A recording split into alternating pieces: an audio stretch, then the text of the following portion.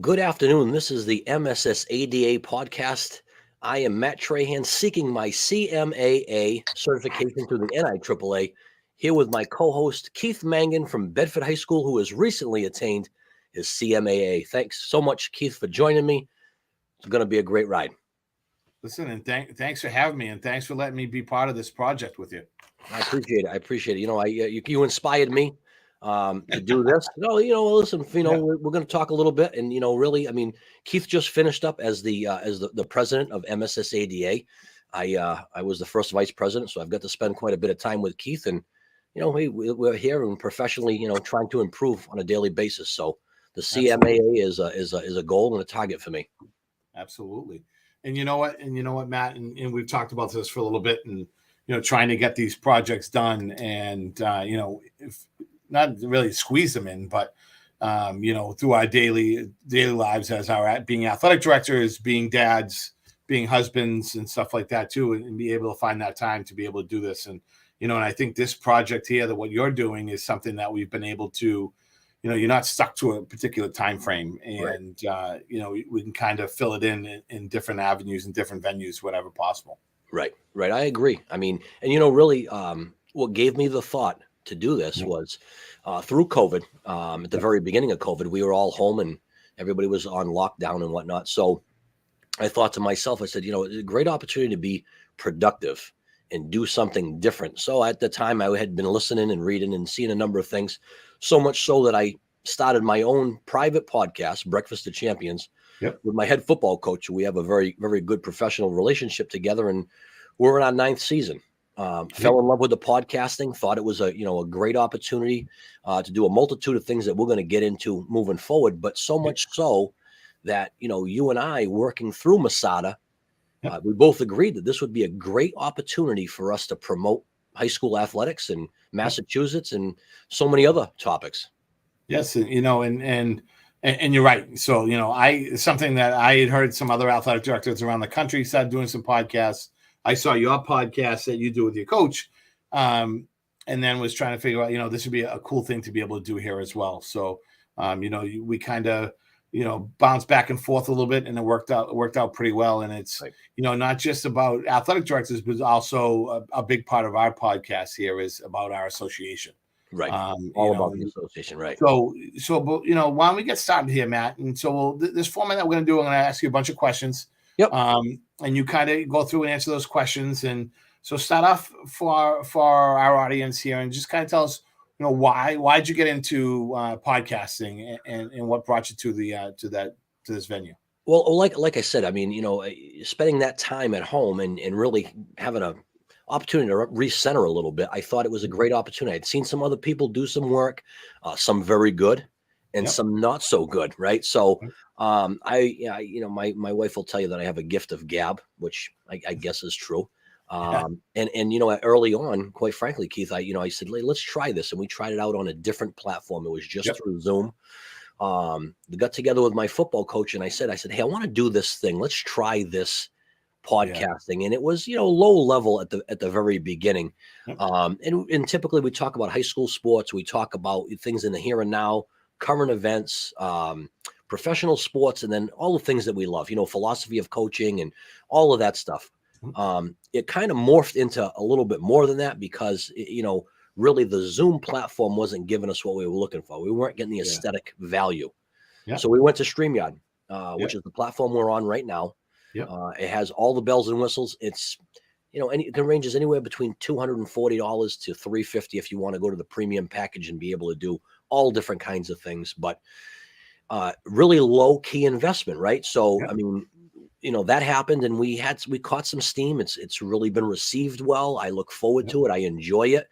And I've enjoyed it so much that's where we've branched out and we've brought it to the MSSADA and now I get to work with you.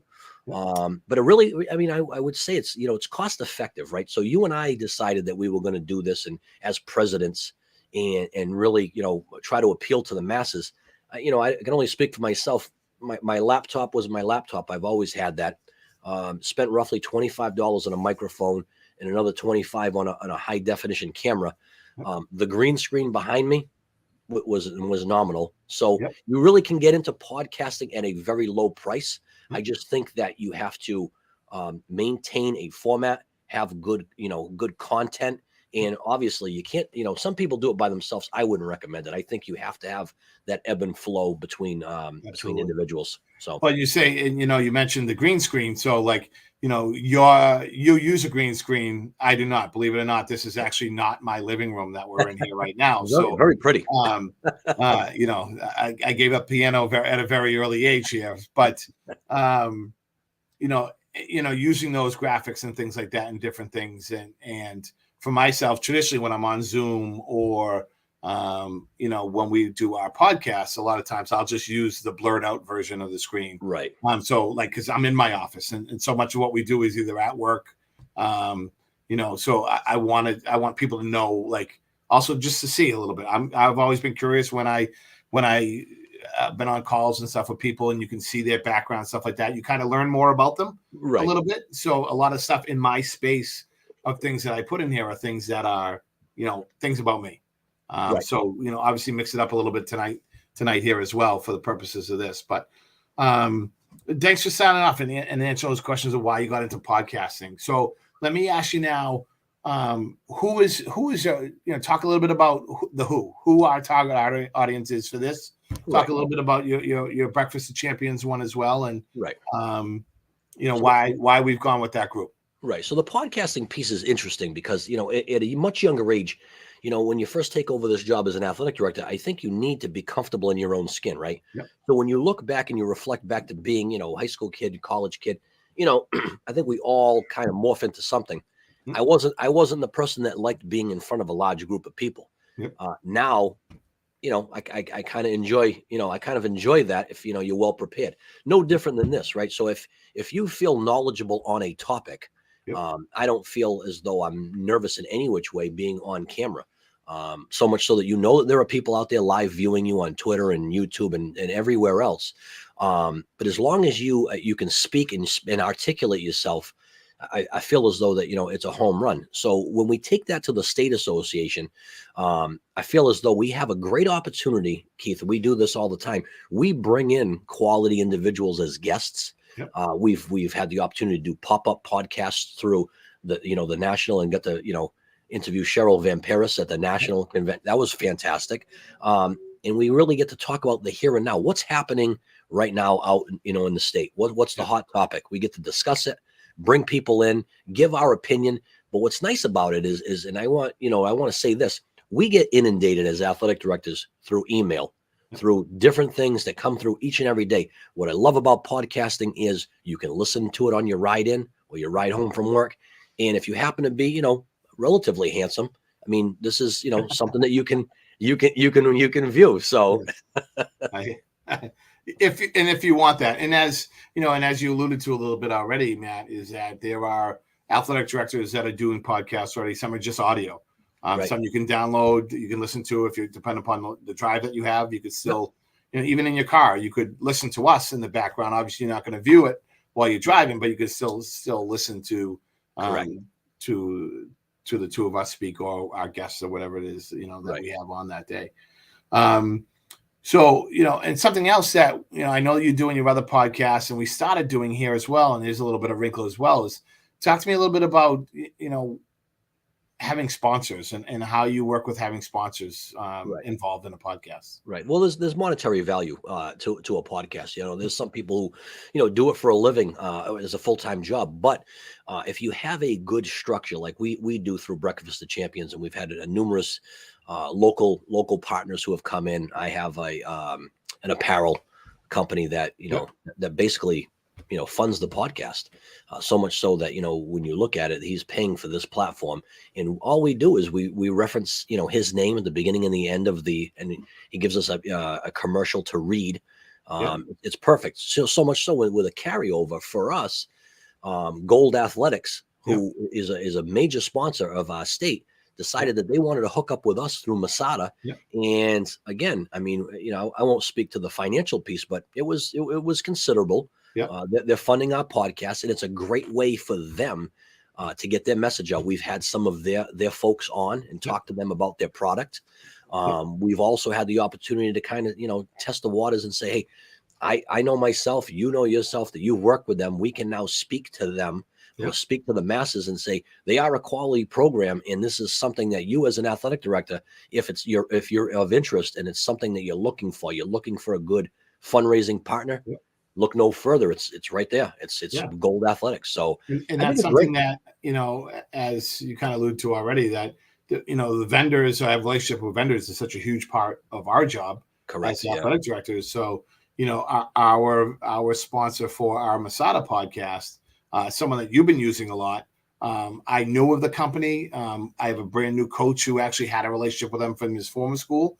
So he started working with them. And one of the guys, when we interviewed the owner and one of his guys, they were away at a football coaches conference, and we brought them on to kind of talk about their relationship with us. Since then, now we have more teams who are getting on board with them. And, one of the guys that was on stopped by here yesterday, and I was like, that's great. So, we were able to sit and chat and stuff like that too. So, so much of our job, as you are aware, that they're having those relationships with vendors and can make or break, so much, some things you need to have that company that you can get to in a minute. But like in this situation with fundraising, it's such a big part of our jobs. And our coaches' jobs in the schools and stuff like that too. So it's worked out pretty well so far for us. I think through the podcasting, Keith, it's our responsibility to promote quality products to state athletic directors who are listening, right? So we have a responsibility that we need to make sure that if we're promoting somebody, it's not because it's there's a monetary value behind it. It's because we know that it's tested, it's proven, it's worthwhile for the ADs, and really, I mean, and I want to speak to this just to kind of switch things up a little bit. I've been the athletic director at Old Colony for the last 18 years, and I got my CAA, and really the reason why we're here is because I want to attain my CMAA, and I think that you never want to sit in a place of complacency, right? So I look at this in talking to people at the national level, as well as Kara Ellis, who is our LTI coordinator. She said, Matt, you're already doing a project. And she said, why don't you do your CMAA on something that you love, which is the podcast? So to me, I said, absolutely. I think this, it's a comfort to me. It's something I know. It's something that I feel good about. And she said, I think it would be a wonderful CMAA project. And here we are. Yeah. And which is funny because when I did my CMAA last spring, when I did my project, I did mine based on the mentoring program and something that I was involved with when we started in Massachusetts. And, the gentleman that started the program that brought me on board with it had, very early on, it kind of moved on and let me kind of take the reins a little bit. And so for the better part of a decade, I spent time doing on that, which now I've stepped away and let someone else kind of put their twist on it. Obviously, it'd be available to help whenever way possible, but it's having our coworkers, our peers, to have that chance to come on and put their spin on and bring it to a different level, which is something that's great as well. But using that as a project base of something that you're doing, and so much of this stuff is what we do anyway. It just makes sense. I love it. I love it. I really do. I mean, it's become it's strange because as we talk about it, the job is constantly evolved. Certainly has over the last 18 years. Had you asked me, 10, 15 years ago, Matt, you're gonna do a podcast, I would have been like, you're crazy, right? But the job changes, and this is what's in the here and now. This is what people want, and quite frankly, I think in our state that you see podcasts here and there, but I don't necessarily know that in our state there are other ADs doing what we're doing. And I feel honored to have the opportunity to do it, and certainly to get to do it with you. I think it's a great opportunity for us to stretch a little bit, which is great. Yeah, absolutely. Break bread a little bit, as they say. Yeah, there you go. So, all right. So, how about this? So now, tell me a little bit about the how and the where. So, how is it that you run the nuts and bolts part of it? How do you do the podcast? Can you do it? You alluded to a little bit already the platform in which we use. But there are the audio ones as well, and I know you research that a lot. I rely a lot on you as the technical advisor here to our podcast, but and then also where it is that you podcast from. Right, right. So, yeah, I mean, it really interesting because it's an education, right? So you learn as you go. I actually got some of the ideas from a former student of mine who does a local podcast. He's a little hit or miss because he's a college student, so Yep. he takes time off and whatnot. But I had gotten together with Wesley Sykes, who Wesley Sykes does Coach and Athletic Director magazine. Okay. And we talked a little bit, and he talked to me about a number of platforms, and he said, Matt, why don't you take a look at StreamYard, which is what we're currently using. Yep. StreamYard is actually extremely, extremely convenient, right? Yep. So what I'm seeing on my side of the screen here is, and again, it's really not that difficult, but you can brand, right? I can change colors.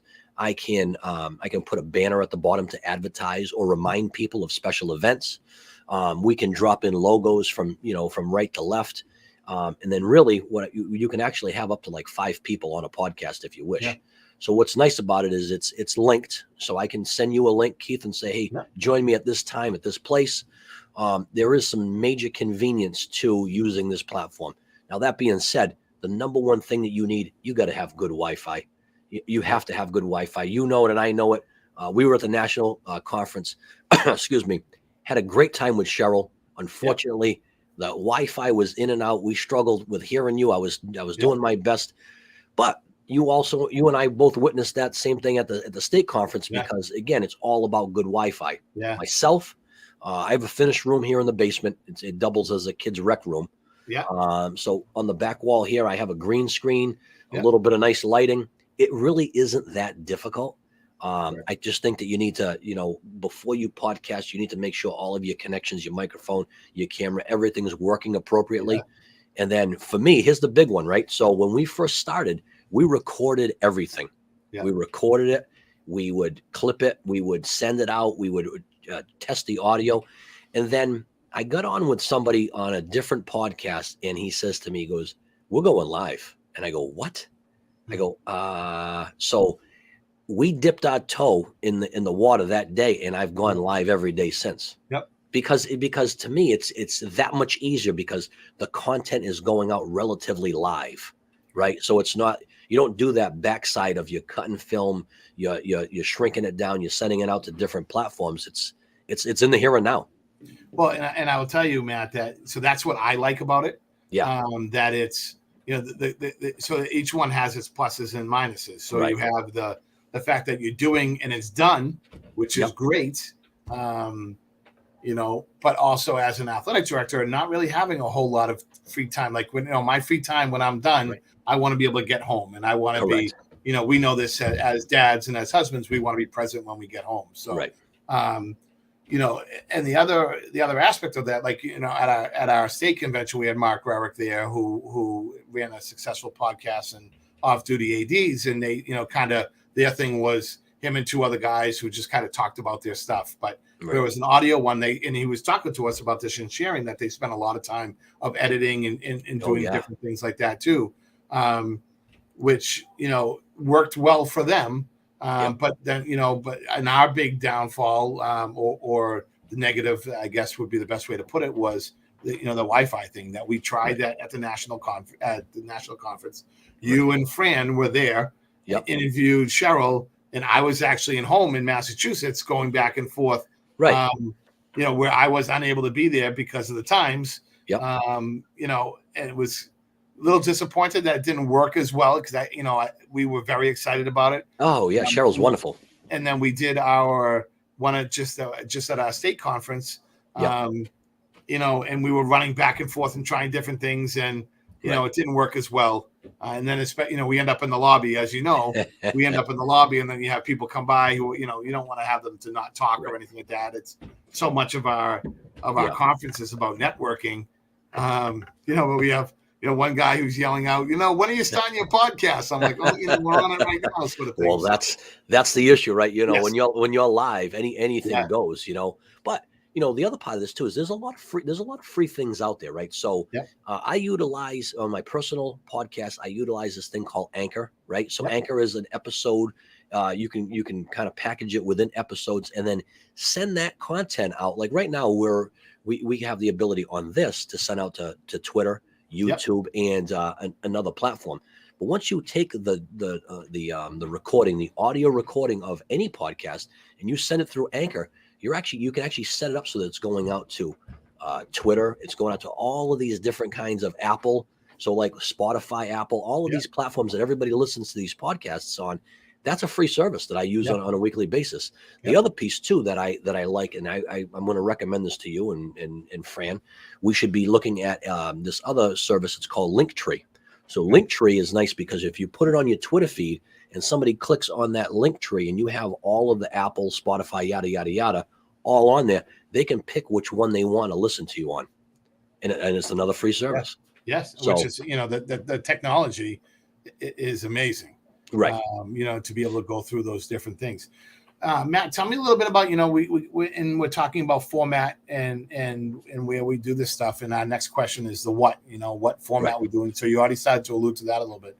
In this service, tell me a little bit about, the process of, did allude a little bit of bringing people on, what time you can have multiple guests and stuff like that. Is there any option for like people to comment in or anything like that? It's fantastic. I'm glad that you brought that up. So what's nice about this platform is there is a little button up in the corner on the backside, which I'm viewing right now. And all it does is it just has like a little red bell. So if somebody's watching this on Twitter or social media, they can actually comment in, and you can have them. They won't join, visually, but you can, you can refer to their comments, which I think is great. So you can get a multitude of people involved, and some of the bigger hits, Keith. We, think about the folks that we've had on. We've had Fran Witten, the executive director. We've had Robert Baldwin, the executive director of the MIAA. Cheryl Van Paris. We've had a couple of athletic directors of the year. We've had Tanya Rich, and the list goes on and on and on of all of these people who are, top-notch athletic directors, former athletic directors, executives, and we've given them an opportunity to voice some of their initiatives, given them an opportunity to really speak on the behalf of the state organization, but also we've had an opportunity to have some fun and put names and faces with people, because at the end of the day, when you're doing this, I think you have to have a personality. You have to have a little bit of a sense of humor, because otherwise it's just straightforward and dry, right? Yeah. And no one wants to see dry, just like anything. So having that time to be able to interact back and forth. Right. And again, we've had these conversations all the time, through the conference and things like that, the networking that goes in for athletic directors. And so much of what we do is based on the personality and the relationships that we have with people. So it's important to be able to put a name and a face, and as we branch out more, to be able to get out to different parts of the state. Correct. Where so often Massachusetts is a smaller state, but still like very different regions. And now that we're going with our statewide system, one of the things that I like about that is that we can get out and put some more names and faces, and we can get to know. Something that I love about this as well, that it's, you can also navigate back and forth. So I'm on the other end here. I can navigate back and forth from full screen to a brief screen. So right now, a lot of times when I know we're just chatting, I'll go onto the full screen. So the picture's bigger. I can see a little bit easier, and so on and so forth, but very easy can switch back, right back on my view here, where I can see those chats, the chats and the comments as well. You can't see any of my wrinkles, though, right? Okay. No, none of your wrinkles. Well, the only thing that you get to see is the glare off my head, which is again another issue that we talk about. Can't say enough about StreamYard. It really is convenient, and to the folks that are kind enough to listen to the both of us talk for roughly 35 minutes about this project. If you haven't done it, I would recommend trying it. It really, to me, it's fulfilling. I love the opportunity to sit with good people, to have a quality conversation. I get labeled as upstairs. My wife will tell me, you talk too much, but it's gotten me this far, right? I do love talking to people. I love picking people's brains and really learning something, right? I've learned from you. You've hopefully learned something from me, maybe. I don't know. But to me, it's like, it's a great way to network, right? So again, Massachusetts small, but we've had the opportunity to branch out and reach different people that we might not have been able to, to do otherwise. Absolutely. So Absolutely. And it's funny. I get some of those same comments from my wife as well. That's why a lot of times when I do mine, I'll do mine from school. yeah, So I don't have, one of my kids sliding the door open and saying, commenting and stuff like that. But I will say as well, it's something that's made this easier. right, If you look at a bright side of the pandemic as we're coming out of here now, is that everyone is used to video chatting now. right, Our kids are, our colleagues are of the right, constant Zoom meetings, although, you hear the Zoom fatigue or whatever the venue that you use, everyone's really used to this now. So right. for the most part, where there are times where I'll have my microphone set up. It definitely adds a different Right. element to it, or I'll put headphones in and stuff like that. Sometimes I'm just on the camera right on my laptop. Yep. So that works out pretty well as well. It really is convenient. So a couple questions here left, and I know we don't want to keep folks on too long, but two last questions. So the what? So talk to me a little bit about the format of what you do to prepare when you're running an interview, or how you select the guests and things like that. Right. So great question, Keith. If I'm talking about you and I mean, I won't talk about the personal podcast. We'll talk about Masada. I think you and I come to a common agreement that, hey, listen, there's so-and-so out there that's really well versed in this. Yep. You and I do one once a month. We've done the pop-ups, and then we've done the national, right? So it was really easy that we knew Mark Rurick was coming from North Dakota. We wanted to have him on. You and I had prepared back and forth conversations and questions. So I cheat, right? So if I know that I'm going to, and very similarly to delivering a speech at school, you're going to have a couple of bullet points off to the side, and all they are is talking points. So for me, it's like, oh, what do I feel comfortable in? I want to talk about this, and this, but they're just a guide. And then from there, it spins into a candid conversation. It's funny because a lot of people that I talk to struggle with the impromptu. I feel like this platform, podcasting, has actually provided me another vehicle, right? So you know what I mean? If you feel comfortable, you don't have to worry. You can just hit that key point and go off on a tangent. You know what I mean? And it's worked so far, so good. And absolutely, and you can have it like set up in your office where I have mine. I have a second monitor. I like, for purposes today, I have the questions just listed in a bullet form right next to my screen, so I can kind of glance my eyes a little bit and stuff like that. But it works well that way, in being able to, if you're comfortable to talk. And again, as you said, it's having that person that you can kind of feed off. And I think with our podcast, it works pretty well, where I've kind of let you kind of, not that I let you've kind of taken the lead because you're the experienced one. So you'll do the introduction and stuff like that, and kind of the wrap up, which it works out well. And it's perfect too, that it's, I very much like being a guest as opposed to leading something like that too. But then having people on, and the people that come on, we give the questions to, and hey, this is what we're going to talk about. For a little while, we were trying to add in kind of like a top 5 or a top 10, or just something to add on some different things to make it a little bit more fun and different. I think that's the big thing too, is to be able to evolve and do some stuff that's different. Right. Oh no. And to me, you want to be different. You want it to feel so as though that no two episodes are the same. Right. Yeah. And then the nice thing about podcasting too is that, my own personal podcast, we roughly go about an hour each week. Yep. And then for what we're doing, because the confines of time and, between games and, I always podcast with you generally through school.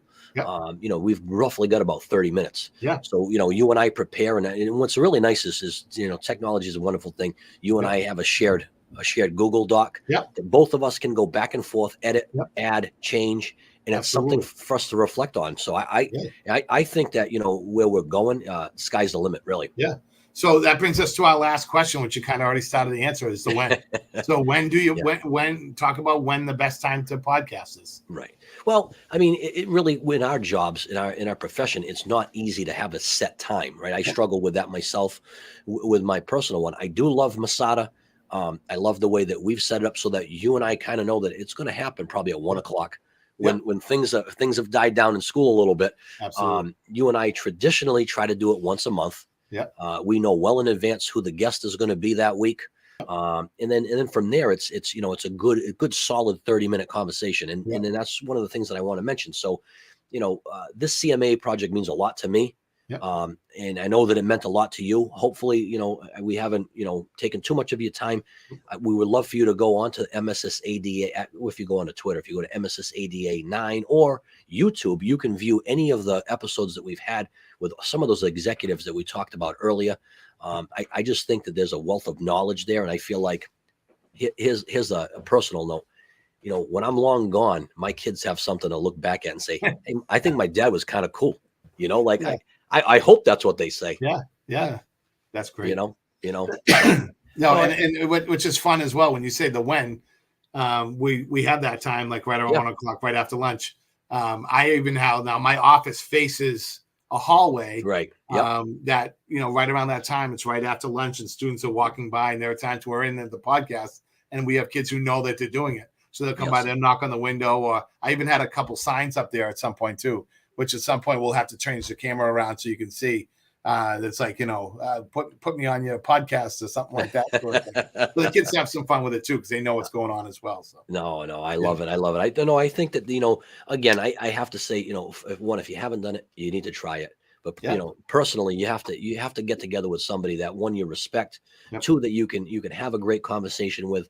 For me, it's been extremely rewarding. I think that it's kind of propelled my career a little bit, right? So, and similarly for you, that now when you walk around a conference, everybody kind of knows who you are, because you're doing something professionally that's, I think, on the cutting edge at this point. Not a lot of people are doing what we're doing. And I think that it's humbling to think that we're being allowed by Masada to speak for them. Yes. And it represents such a great group of individuals. Absolutely. Right. Awesome. I appreciate it. Listen, and thank you very much for letting me partake in this, and working on this. Definitely a little different than some of the podcasts that we've done. Correct. But I think it's a cool way to be able to share this information with your committee and folks who will evaluate your project. Yeah, I do appreciate it. And, in all consideration, I know that this is outside of the box, so to speak. I do have some slides prepared, and really am willing to take on any questions. I think we answered as many questions as we possibly could. But again, untraditional. But I do think that this project, in my mind, it was right up the alley of what we talked about, and really I'm looking forward to, hopefully, fingers crossed, we get the nod. And awesome. But I do appreciate everybody. I appreciate you, Keith. Thank you so much for joining us, everybody. And again, thank you for your consideration for the CMA distinction. Thank you.